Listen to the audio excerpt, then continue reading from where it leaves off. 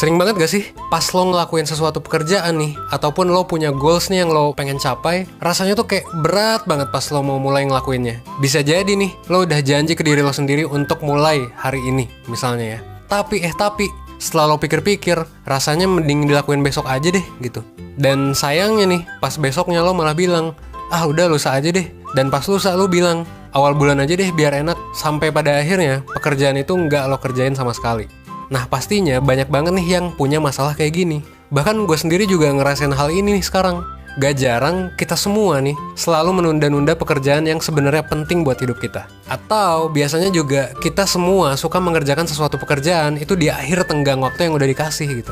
Jadinya kayak ditunda-tunda terus. Entah itu nunda olahraga, nunda kerja, nunda ngerjain PR, dan lain sebagainya lah. Padahal nih, sebenarnya perilaku tersebut itu bisa dibilang gak baik kalau keterusan. Dan pada akhirnya kemungkinan akan membuat hasil kerja lo jadi gak maksimal. Nah terus kira-kira apa sih penyebab hal ini? Penyebabnya harusnya ya beragam sih. Tapi biasanya nih, yang paling sering gue denger, penyebabnya adalah rasa malas. Gue gak tahu nih udah berapa kali gue ngeliat di comment section, banyak banget yang nge-request tentang video. Kak gimana nih mengatasi malas? Kak gimana nih biar gak menunda-nunda pekerjaan?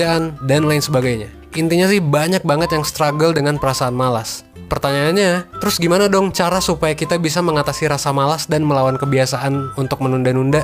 Nah, jangan khawatir, lo coba tonton video ini sampai habis karena gue bakal ngebahas tentang salah satu prinsip yang bisa lo pakai buat mengatasi dan melawan rasa malas. Tapi sebelum gue lanjut, mending lo subscribe dulu nih dan lo nyalain notification bell-nya biar lo gak ketinggalan video baru dari 1%.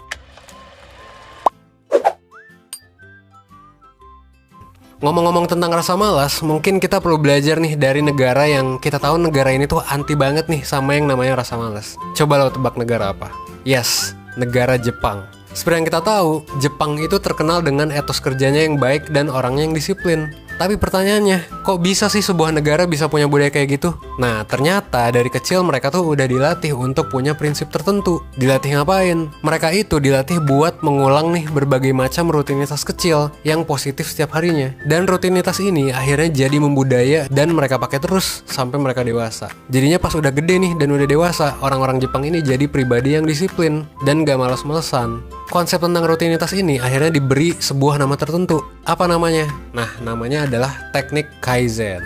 Apa itu Kaizen? Dari segi bahasa, Kaizen itu diambil dari dua suku kata, yaitu Kai yang artinya adalah berubah, dan Zen yang artinya adalah kebijaksanaan. Dua kata ini menciptakan satu makna, yang artinya adalah perubahan dalam hidup itu bisa dicapai secara perlahan dan dengan penuh kebijaksanaan. Prinsip Kaizen ini juga dikenal sebagai prinsip 1 menit. Kenapa? Karena prinsip ini itu intinya adalah ngelatih seseorang untuk melakukan sesuatu hanya dalam 1 menit setiap harinya, di waktu yang sama. Contohnya gini, jadi misalnya lo mau push up nih, ya lo coba aja dengan 1 menit dulu dalam sehari. Dan lo lakuin itu tiap hari di waktu yang sama. Itu kan tadi push up nih, let's say lo gak mau push up, tapi lo mau latihan main gitar. Dengan prinsip ini, ya lo coba dulu aja belajar gitar 1 menit setiap hari. Misalnya di jam 7 ya lo main gitar jam 7 setiap harinya gitu. Nah karena prinsip ini itu sederhana banget, prinsip ini juga bisa lo lakuin ke berbagai macam hal lainnya. Misalnya membaca, menulis, ngerjain tugas, dan apapun yang mau lo lakuin. Tapi dengan catatan gini, lo harus ngelakuinnya tanpa distraksi apapun. Jadi harus fokus. Menariknya, prinsip 1 menit ini akan ngelatih diri lo untuk lebih bertanggung jawab. Karena ketika lo berhasil ngejalanin 1 menit itu, ini akan ngebuat perasaan lo lebih baik. Karena lo udah ngerasa berhasil nih ngelakuin satu hal dengan tuntas. Dan perasaan ini, sense of progress ini bakal bikin lo ketagihan. Karena lo udah bertanggung jawab dengan satu tugas yang lo punya. Dan lo udah nyelesain tugas itu. Jadinya kayak tadi ya, ada sense of progress dalam hidup lo. Dan ini bakal bikin lo ketagihan. Karena bikin nagih, 1 menit ini juga kalau lo rutinin nih setiap harinya, biasanya bakal nambah-nambah terus. Jadi lo bakal mulai ketagihan di hari-hari setelahnya. Mungkin hari pertama lo cukup dengan 1 menit, misal main gitar atau apa gitu. Tapi di hari selanjutnya, mungkin 1 menit itu jadi nambah ke 5 menit. Dan di hari-hari selanjutnya nambah lagi sampai 20 menit. Sampai mungkin bisa berjam-jam lo ngelakuin hal itu. Tapi ya kuncinya balik lagi ya, lo harus konsisten dengan melakukannya setiap hari. Biar jadi apa? Biar jadi kebiasaan. Sekilas kayaknya prinsip ini tuh terlihat mensimplifikasi banget dan kayaknya meragukan dan gak efektif gitu. Masa cuma semenit gitu kan? Tapi gini, kalau usaha yang lo lakukan terlalu keras dan mungkin gak rutin, ini kemungkinan bakal ngabisin tenaga lo gitu. Dan bakal buat lo jadi lebih capek. Akhirnya lo jadi males dan lama-kelamaan lo bakal ngerasa bosen dan yaudah jadinya gak rutin deh ngerjainnya. Jadi prinsip ini sesuai definisinya ya tadi, perubahan dalam hidup tuh bisa dicapai secara perlahan dan dengan penuh kebijaksanaan. Jadi mendingan dikit-dikit aja dilakuin nih, tapi rutin, daripada seabrek-abrek. Dan menariknya juga nih, kalau lo rutin mempelajari dan mengulang sesuatu ini setiap harinya, lo bakal jadi lebih menguasai juga hal yang lo pelajari. Lo gak bakal mudah lupa nih terhadap hal yang lo pelajari juga. Hal ini pernah diteliti juga sama salah satu psikolog asal Jerman yang bernama Ebbinghaus.